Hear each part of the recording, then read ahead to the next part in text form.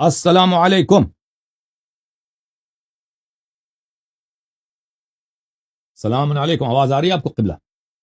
جی آ رہی. السلام علیکم ورحمۃ اللہ وبرکاتہ. علیکم السلام ورحمۃ اللہ تعالی وبرکاتہ. خیریت سے ہیں انشاءاللہ؟ آپ خیریت سے ہیں؟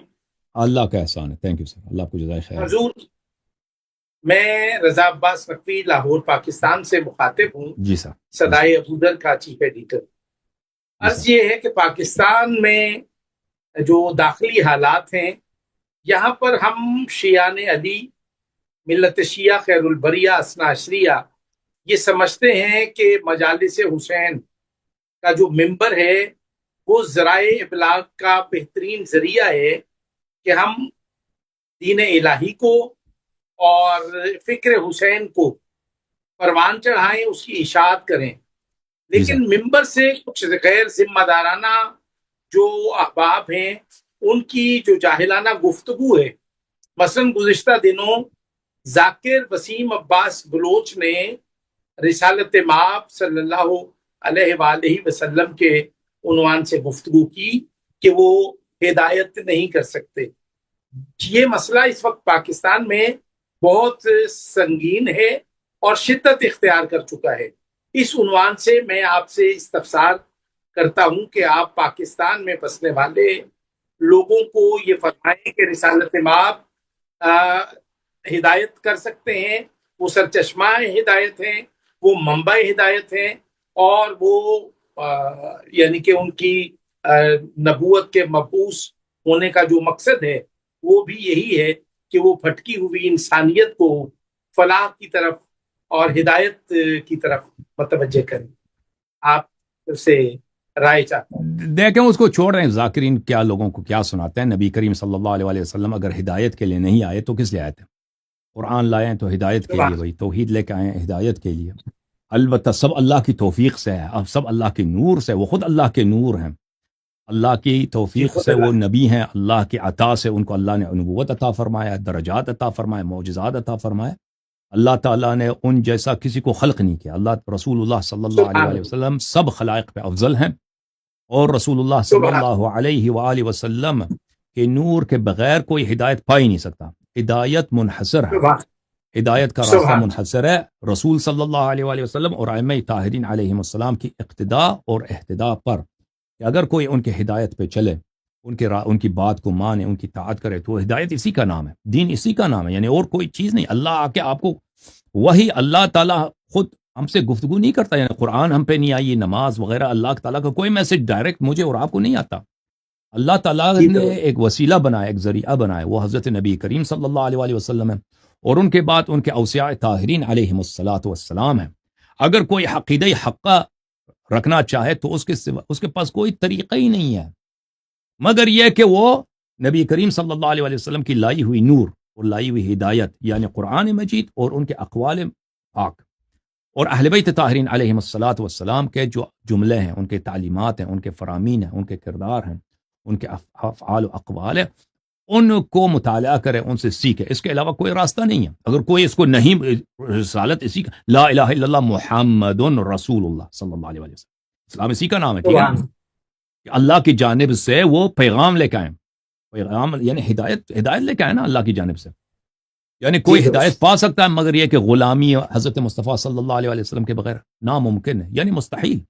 یہ تو مسلمانوں کا بچہ جانتا ہے، اور مسلمانوں کا ہر فرد جانتا ہے کہ اگر ہدایت ہے تو سب ہدایت کا پہلا مرحلہ یہی ہے کہ جس خدا کو نبی صلی اللہ علیہ وآلہ وسلم نے معرفی کیا، اسی خدا کو ہی ہم رب مانیں گے، خالق مانیں گے، اور جس عقائد کو انہوں نے سکھایا اسی کو مانیں گے. اگر اس میں ایک لفظ زیادہ کریں یا کم کریں تو کافر، دین سے خارج. ٹھیک ہے نا؟ ہدایت کا مطلب ہی یہی ہے. اس کے علاوہ کوئی ہدایت کا راستہ ہی نہیں ہے. دین اور نہیں ہے بھائی، اور بھی دین ہے کہ ان سے آپ ہدایت لیں گے. دین ایک ہی ہے جو نبی کریم صلی اللہ علیہ وآلہ وسلم لے کے آئے ہیں، جس کا ائمہ طاہرین علیہم السلام نے تعلیم فرمایا. اس کے علاوہ کوئی طریق نہیں ہے. اب ذاکر صاحب نے پتہ نہیں کیا بولا ہے، پاکستان میں نزاع کس بات پہ ہو رہا ہے مجھے نہیں اندازہ نہیں معلوم، لیکن یہ حقیقت کہ ہدایت کا محور نبی کریم صلی اللہ علیہ وآلہ وسلم ہے، اور اللہ تعالیٰ ڈائریکٹلی کسی کو میسج نہیں بھیجا. بھائی میرے لیے تو ابھی تک کوئی وحی نہیں آیا. میں نہیں سمجھتا ہوں قلندر صاحب، اللہ کی جانب سے آپ کو کوئی ڈائریکٹ پیغام پہنچا آج تک؟ ہر چیز جو پہنچا ہے رسول صلی اللہ علیہ وسلم کے وساطت سے پہنچا نا، ڈائریکٹ تو کوئی نہیں پہنچا نا کسی کو۔ وسیلے سے، ہاں ان کے تو وسیلے سے۔ ہدایت کا منبع خود اللہ کس نے بنایا ہے؟ اللہ نے نبی کریم صلی اللہ علیہ وسلم کو بنایا۔ ہدایت کا شمس، ہدایت کا چراغ، ہدایت کا آفتاب کس کو بنائے؟ نبی کریم صلی اللہ علیہ وسلم، ائمہ طاہرین علیہ السلام کو بنایا۔ اللہ ہدایت دیتا ہے، بالکل ہدایت دیتا ہے، لیکن ہدایت کے لیے اللہ نے جو راستہ چنا ہے، کہا ہے کہ سب غلام بن جاؤ میرے حبیب صلی اللہ علیہ وسلم کی، سب اطاعت کرو، جو وہ فرمائے تم قبول کر لو، بس ہدایت یہی ہے، جو وہ فرمائے آپ قبول کریں، ہدایت اس کے علاوہ کچھ بھی۔ آپ سب سے دنیا کا سب سے ہدایت یافتہ قوم، ہدایت یافتہ فرد وہی ہے جو نبی کریم صلی اللہ علیہ وسلم کی ساری باتوں کو مان لے، بس ہدایت اس کے علاوہ ہے نہیں۔ جی سر، حضور جی یہ سر، ایک تو یہ کہ ذاکر وسیم عباس بلوچ نے اس کو عنوان بنایا کہ ان اللہ علی کل شیء قدیر۔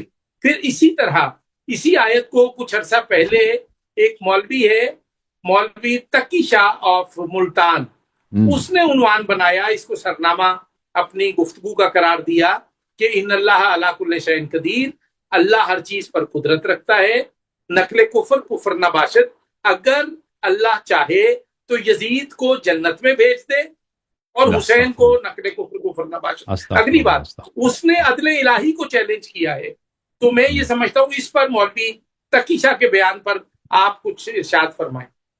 تو یہ شیعوں کا عقیدہ نہیں ہے، دیکھیں یہ اہل بیت علیہ السلام کا عقیدہ نہیں ہے کہ اللہ تعالیٰ ظلم کر سکتا ہے۔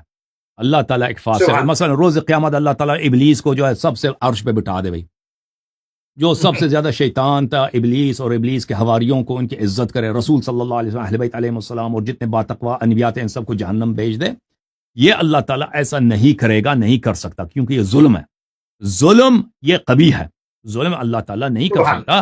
ہاں، کیونکہ یہ ظلم وہ کرتا ہے جو ظلم کا محتاج ہو۔ ظلم ہم اور آپ کرتے ہیں کیونکہ ہمیں ضرورت پڑتی ہے، ہم بھوکے ہو جاتے ہیں نا، کسی اور کا مال کھا جاتے ہیں، ہمیں ضرورت پڑ، یا مثلا حکومت والے ہوتے ہیں، حکومتی لوگ ہوتے ہیں، ان کو ضرورت پڑتی ہے کہ اپنے کسی مخالف کو جیل میں ڈال دو، کسی مخالف کو قتل کروا دو، ان کو ضرورت ہوتی ہے، اور پھر وہ یہ ظلم لوگ کس لیے کرتے ہیں؟ کیونکہ اس کے قبح سے، اس کی برائی سے آگاہی نہیں ہوتی، لوگوں کو نہیں پتا کہ اگر ہم کسی پہ ظلم کرتے ہیں تو یہ کتنی بری بات ہے۔ ہم اگر کسی بچے کو مارتے ہیں، کسی یتیم کو مارتے ہیں، کسی یتیم کا حق کھا لیتے ہیں، تو یہ کتنی بری بات ہے۔ اللہ تعالیٰ کو نہ ظلم کی ضرورت ہے، اور نہ اللہ تعالیٰ ظلم کی قبح سے جاہل ہے۔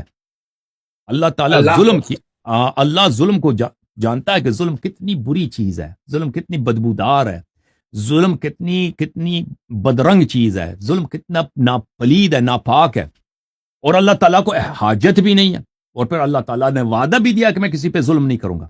تو اس کا مطلب یہ عقیدہ اہل سنت میں وہ کثیر طور پہ پایا جاتا ہے کہ اللہ تعالیٰ جو بھی کرے وہ صحیح ہے۔ اللہ تعالیٰ قیامت کے دن ابلیس کو لائے اور اس کو نبوت کا تاج پہنا دے، اس کو مقام محمود پر ابلیس کو لے کے جائے، یہ بالکل صحیح ہے، صحیح کر سکتا ہے۔